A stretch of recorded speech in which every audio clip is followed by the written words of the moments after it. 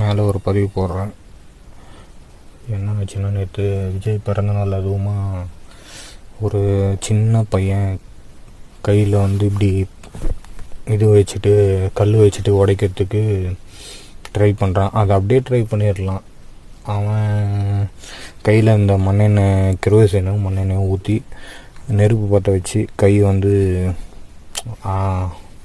அதை உடச்சிட்டு கையை எடுத்து அணைக்கலான்னு பார்க்குறான். ஆனால் முடியல. பக்கத்தில் இருந்தவரும் அதை தண்ணி நினச்சி எடுத்து ஊற்ற போகிறாரு. ஆனால் அது குரோசின்னு எடுத்து ஊற்றினோடனே அவர் கை திகுதிகுன்னு பற்றி எரியுது. சின்ன பையன் கூட அப்படியே மனசு கஷ்டமாயிடுச்சு.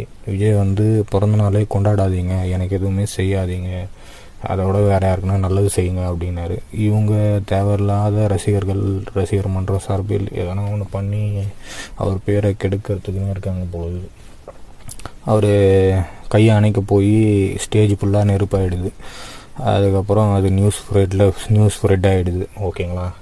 எனக்கு விஜய் சார் மேலே ஒரு கோவம். ஓகேங்களா. என்ன கோவம்னா, நேற்று ரசிகர் வந்ததுக்கு ஒரு செல்ஃபி கூட கொடுக்காது, அவர் முகத்தை கூட காட்டாது. அவர் பிஎம்டபிள்யூவில் வராரு, பேட்ரி வச்ச காரில், இவி வெஹிக்கிளில் வராரு, ஒரு செல்ஃபி கூட கொடுக்க மாட்டுறாரு. நாளைக்கு நீங்கள் தலைவராக என்ன பண்ண போகிறீங்க? எனக்கு அதுதான். நான் உங்கள் மிகப்பெரிய ஃபேன். ஓகேங்களா. எனக்கே ஒரு ஃபோட்டோ கூட கொடுக்க மாட்டீங்க போல இருக்குது. இந்த மாதிரிலாம் பண்ணாதீங்க சார். உங்கள் மேலே ரொம்ப மரியாதை இருக்குது.